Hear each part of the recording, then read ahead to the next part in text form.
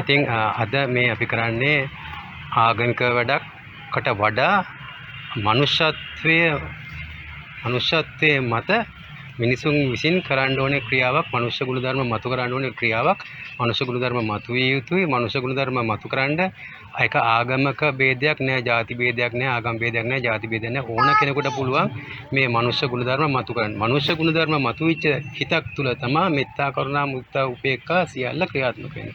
ඒ සිත ඒ තාලේ මෙත්තා, කරුණා, මුදිතා, උපේක්ඛා ගුණ මතු කරන්න පුළුවන් වෙච්ච මනුෂ්‍ය ගුණධර්ම තියෙන හිතකට තමයි ඊට පස්සේ පුළුවන් වෙන්නේ අර ආධ්‍යාත්මික ලෝකෝත්තර වශයෙන් මෙත්තා, කරුණා, මුදිතා, උපේක්ඛා මතු කරන්න. ඉතින් විශ්වවිද්‍යාලයක් කියලා කියන්නේ අර ඉංග්‍රීසි වලින් යුනිවර්සිටි කියනට වඩා මේ මුළු විශ්වයේ තියෙන සියල්ල කෙරෙහි අධ්‍යයනය කරන තැන.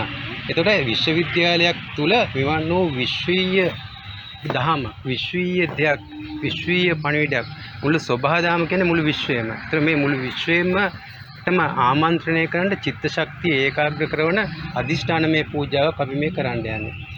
අද විශේෂ වූ දවසක්. අද වගේ දවසක තමයි අද වෙසක් දවස, විශේෂයෙන්ම 2025 ගැන මම පුංචි අදහසක් කිව්වොත් එහෙම ඉලක්කම් වශයෙන් ගත්තොත් 5 2 2 එකහු කරාම 9යි. බිඳුවකුත් තියෙනවා. බිඳුව වරක ඉලක්කමක්, වරක ගැඹුරු අදහසක්, ශුන්‍යතාවය. එතකොට ඉලක්කම 9 කියන්නේ නාමාරහදී බුදු ගුණ මතු උනේ, බුද්ධත්වයටපත් වුණා, මෝහාන්ධකාරයේ දුරු වුණා, ප්‍රඥාලෝකයේ මතු වුණා. ඒතර මේ අවස්ථා තුනම එකම මොහොතේ ක්‍රියාත්මක වෙච්ච දවසක් අද වගේ දවසක් කියන්නේ. අද විශේෂ වූ දවසක්. අද වගේ දවසක තමයි ඒ එක මොහොතේ ඒ ක්‍රියාකාරකම් තුනම සිද්ධ වුණේ. ඒ හින්දා මේ 2025 වෙසක් කියලා කියන්නේ මේ ලෝකයේ ගමන් මාර්ගයේ, විශ්වයේ ගමන් මාර්ගයේ වෙනස් කළ යුතු, වෙනස් විය යුතු, වෙනස් වන අවස්ථාවක්, වෙනස් වෙන දිනයක්. හින්දා අද දිනේ සුළුපට දිනයක් නෙමෙයි, ඉතාමත්ම වටිනා දිනයක් මේ පෘථිවි තලයට.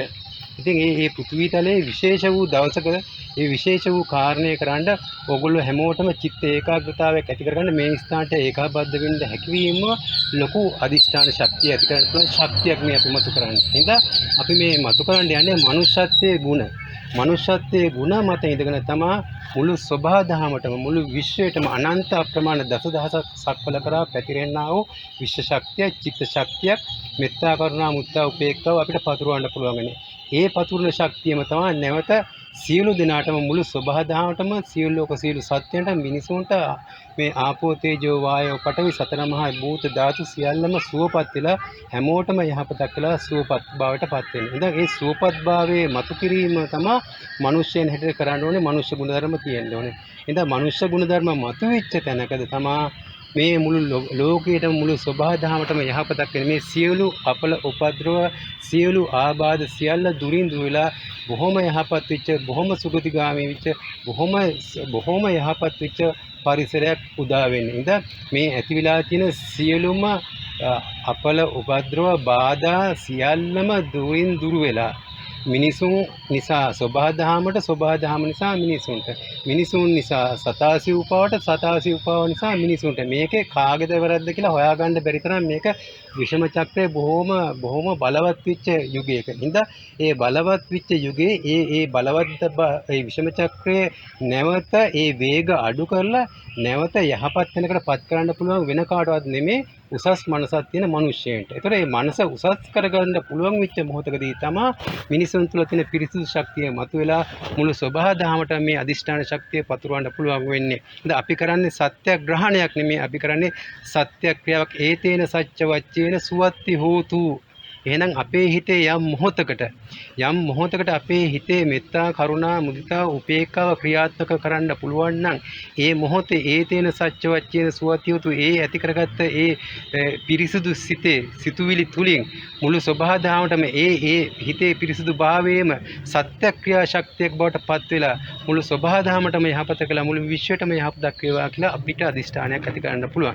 එහෙනම් අපේ එහෙනම් ඒ අදිෂ්ඨානය අපි දැන් මේ මොහොතේ අපි ඇති කරමු. අපි එහෙනම් ඒ සඳහා අපි මෙන්න මේ පෙළ අපේ හිතින් අපි එහෙනම් කියවමු. මම කියනකොට ඕගොල්ලන්ගේ චිත්ත ඒකාග්‍රතාවයේ අපි අදිෂ්ඨාන කරගන්න ඕනේ. මොකද මේ විශ්වය කියන්නේ අපිට පේන මිනිස්සු, සත්තු, ගහකොළ, ඇලදොල, ගංගා විතරක් නෙමෙයි.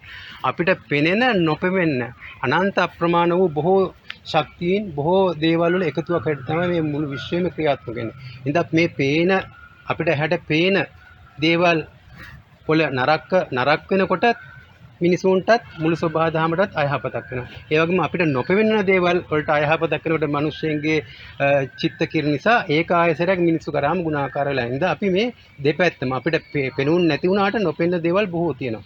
නිසා අපිට පෙනෙන නොපෙනෙන සියලුම පෙනෙන නොපෙනෙන සියලු ලෝක සියලු සත්‍යෝ සුවපත් වේවා සුවපත් වේවා සුවපත් වේවා කියලා අදිෂ්ඨාන කරමු. ඒ සියලු දෙනාටම සිතක් වේවා ශාන්තියක් වේවා සහනයක් වේවා සුවපත් වේවා මුළු සබාධම්ම යහපත් වේවා.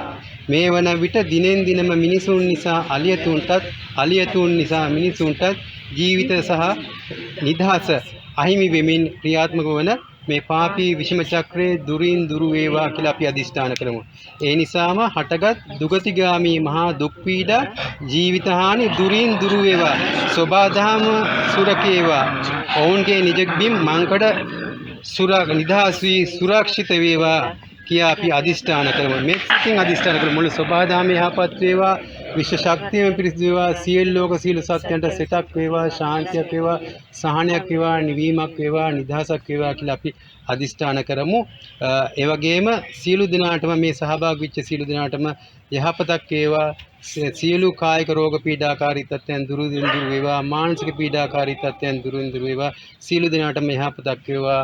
මුළු සබහා දහමටම යහපතක් වේවා. සියලු සත්‍යෝ සුවපත් වේවා සුවපත් වේවා යහපතක් වේවා කියලා අපි අදිෂ්ඨාන කරමු.